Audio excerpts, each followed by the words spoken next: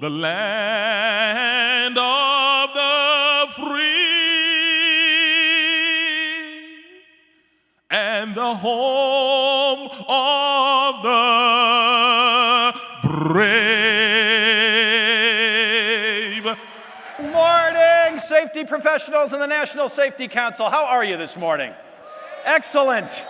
Yes, we're going to be talking about some serious topics, as you know, over the course of the next 3 days, but we're going to be having some fun, too. And speaking of fun, I don't even know why you bothered to hire me based on all the fun that you're going to be having here. Did you look and see what you're doing today? I mean, today you scheduled evidence-based strategies for leading a decentralized safety culture,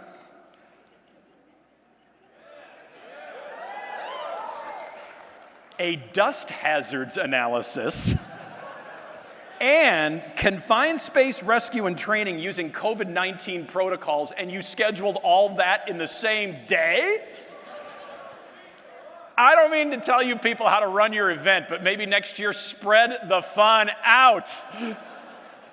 This is a 3-day conference. Pace yourselves. Are you ready to get things going?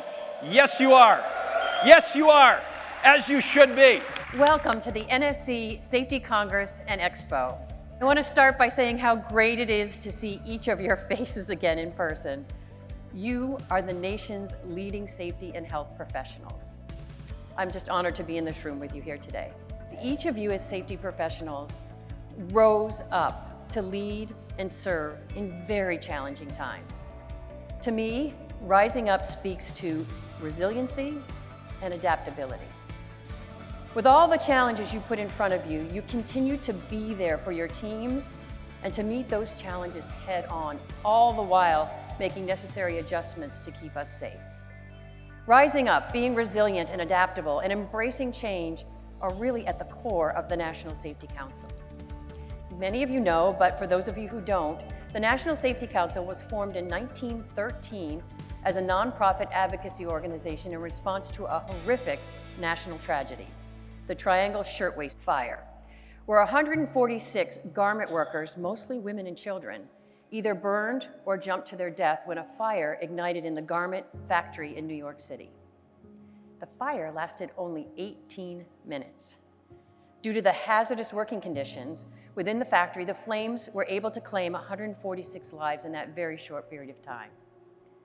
That's NSC's origin story. It's what motivates us to show up for safety each and every day, not just in the workplaces, but also on the roadways.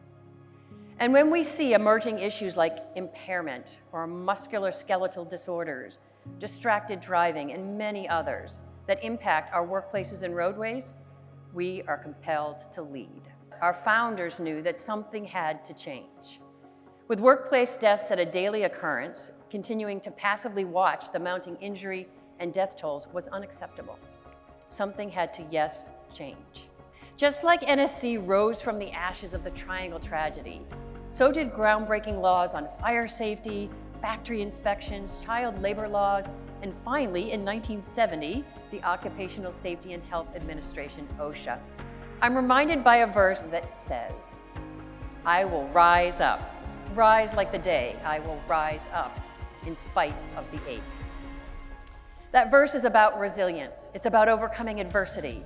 It's about what each of you do every single day. Have the courage to speak up for the people we serve and drive the change needed to protect them. And I'm sure you'll agree with me when I say, and we'll do it 1,000 times again.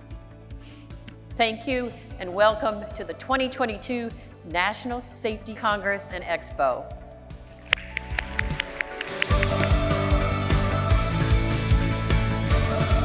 I also wanted to take a few moments to recognize each of you, our safety leaders. It's you who have maintained safe workplaces through many changes this past year. From new COVID-19 variants, to return to work notices, to inflation, which impacts how much you and your organization can spend on safety, to labor shortages and the many challenges of retraining and training new talent. It's you who are the ones that held it together through all of these trying times. On behalf of the National Safety Council's Board of Directors, I just want to say thank you. And I would encourage all of you to keep the big picture. I know your jobs are tough, especially when things go badly. You're doing your jobs to keep people safe, and then sometimes you get hit with something. Sometimes it's just, I can only imagine to empathize with all of you of what you have to go through and how tough it is, or what you're trying to do, but you're in the service of other people. You're keeping people safe so they could go home at night to their families. What could be more important than that? So when times get tough, please keep the big picture and all the important things that you're doing in mind. Thank you so much for having me.